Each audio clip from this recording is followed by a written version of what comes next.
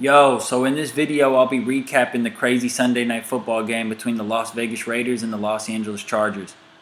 I'll let Colin talk about what he was seeing and I'll chime in.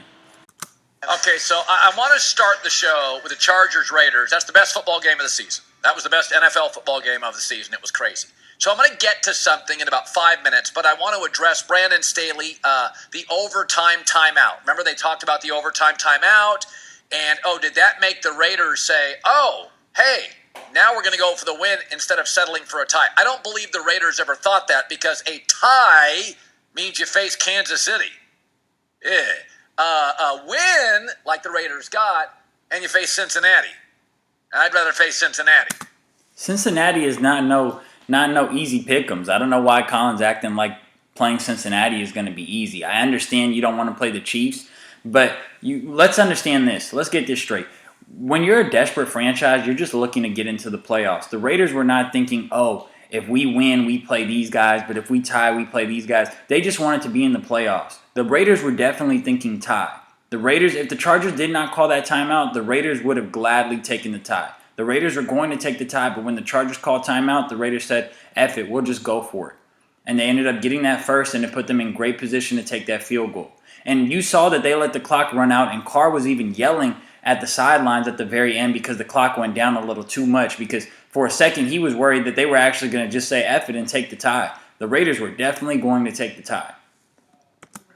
I'll get to that in 5 minutes. Brandon Staley could be a great coach.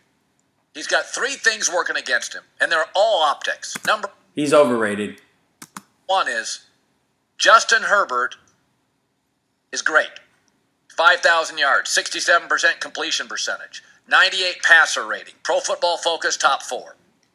So Brandon Staley is the only coach in the NFL with a star quarterback that didn't get hurt but missed the playoffs. Bad optics. Number 2. Justin Herbert is top 5. I've been saying that since the start of the season. Justin Herbert is a top 5 quarterback.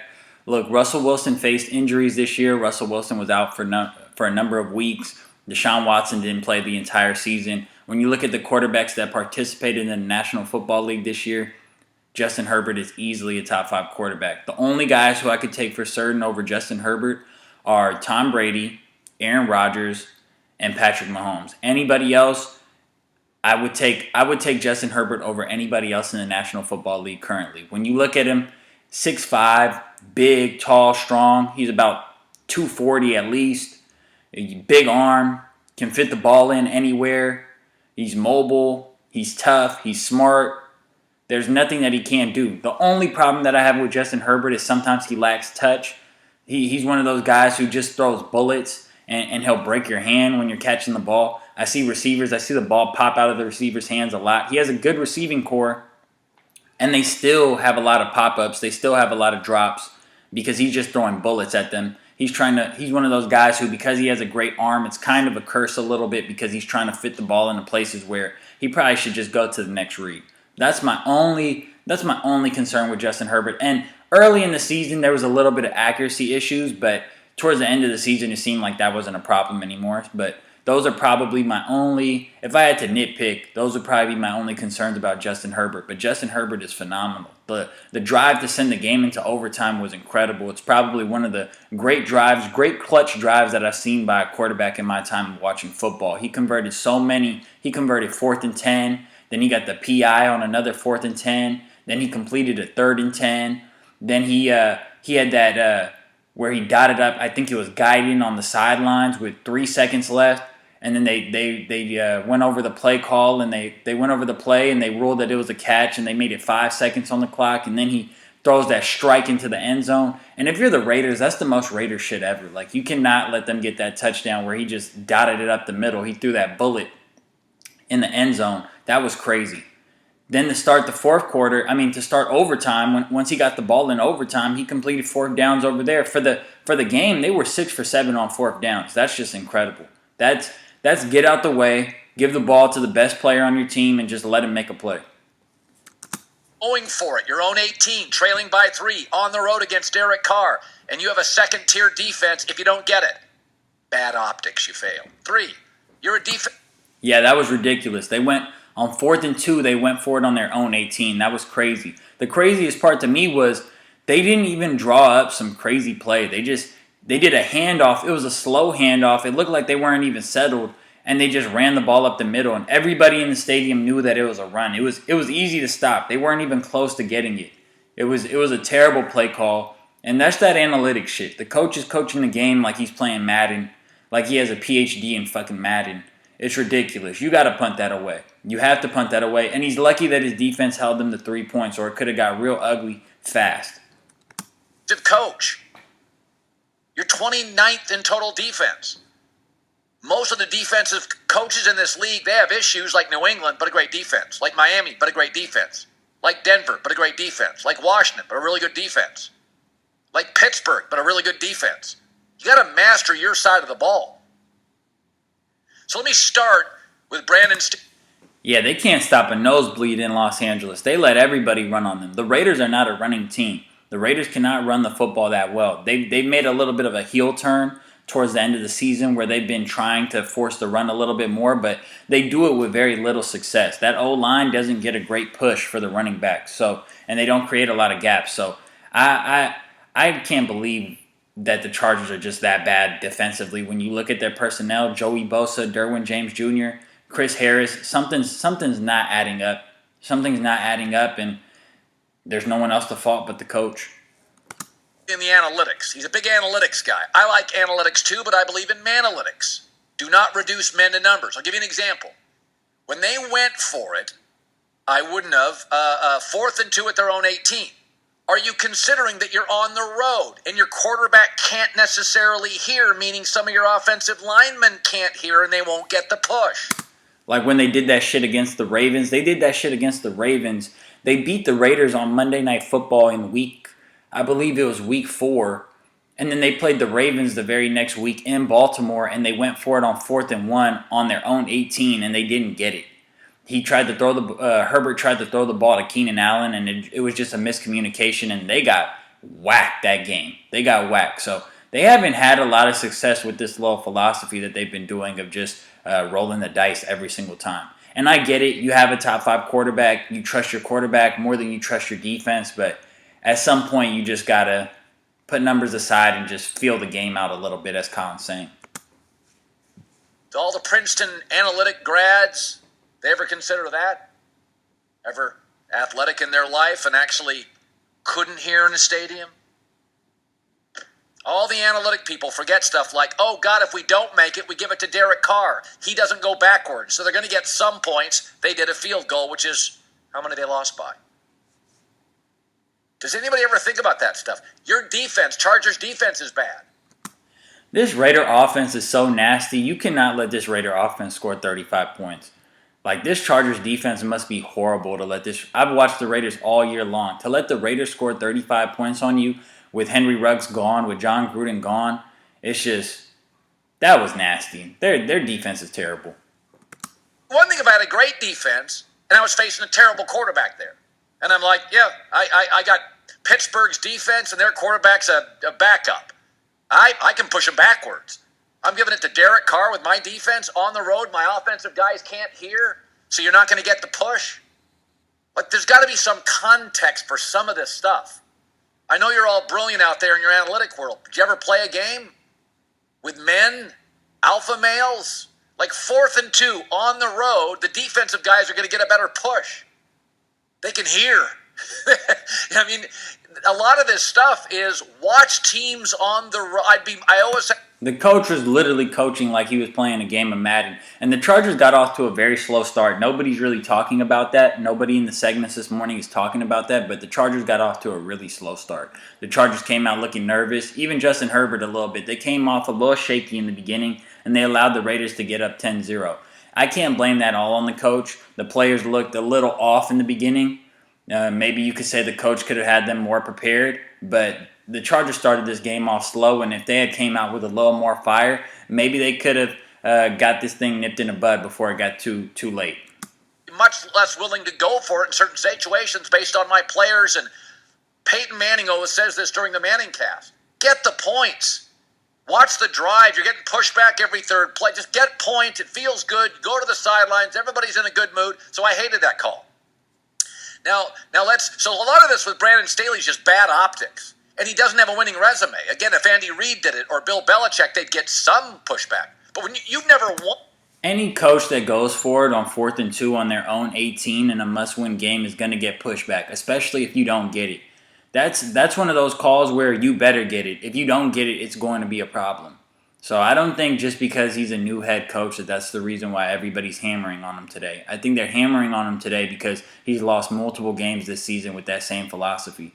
And when you look at the personnel that they have on defense, that really shouldn't be their philosophy. They should feel comfortable punting the ball because they have dogs on defense and they're supposed to have a system in play that should be able to get stops. Thing. You got Justin Herbert, you can't make the playoffs. The dysfunctional Raiders, if they beat you, are in the playoffs. You don't have a winning resume. I mean, I can take more big opinions as a popular radio guy than somebody in Iowa doing weekends praying they get another contract. We all know that in life. If your resume Valid point. is greater and broader and wider and with some success in life, you can withstand. At the end of the day, though, Colin does whatever he's told at FS1. He's not allowed to do or say certain things because he's at FS1. So he can go on and on about that, but it's only true to some extent. Skepticism and cynicism and criticism. Brandon Staley, a lot of this stuff's just bad optics for a franchise historically that chokes in big spots. So now it's like, oh, the coach chokes, the franchise chokes. Thank God the kicker was good last night. I would have to consider that a choke job last night because the talent disparity between the two teams was so immense. Like, the Chargers have way better players than the Raiders do.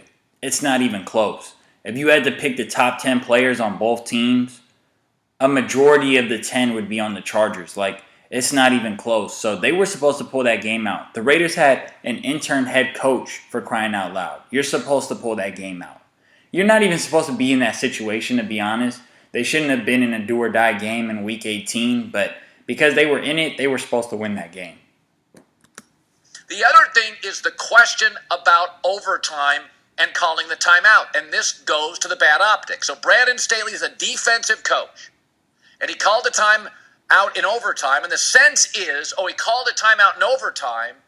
And because the Raiders got good yardage, the Raiders were going to go for a tie, which I don't think deep down was necessarily what I'd ever want to do, play the Chiefs at Arrowhead more than the Bengals. Well, he called a timeout and he subbed out a linebacker for a safety. So everybody in the stadium knew that they were running the ball, and he took out a bigger guy to put a smaller guy in. So that didn't really make any sense to me. It kind of felt like he threw that game away at the end. As a defensive coach, you called a timeout. You put your best defense on the field, and you still couldn't stop it. So your side of the ball in the biggest part of the season for one play couldn't make it. It's not calling the timeout. If you call the timeout and you stone the Raiders right there, I'm good with it. It's that you call a timeout and you can't fix your defense for 17 weeks.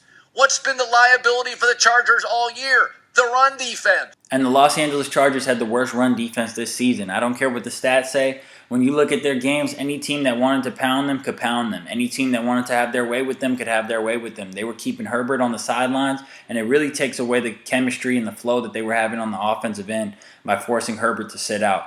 And I think the Los Angeles Chargers have a few things they need to address in the offseason. They got to figure out the defense. They're going to have to commit to stopping the run.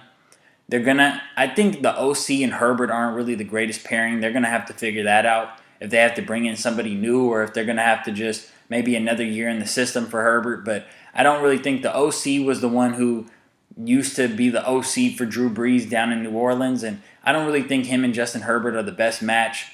And I think they're getting a little too pretty down in Los Angeles. They need to get some more grinders. When you look at the Raiders, for instance, the Raiders picked up guys like Denzel Perryman, Jefferson on the D-line, Phylon on the D-line. These are guys who nobody knows them. They're not big-name guys, but they're getting the job done. They bring some toughness to the team. They bring an element of just, grinded-out guys in the locker room who are just going hard. And the Chargers they're really just a bunch of names that they've thrown together, and there's no chemistry. They're not running great schemes. They're just throwing it all together, and it's just a mess down there. So they have a few things they need to address because this season was a failure.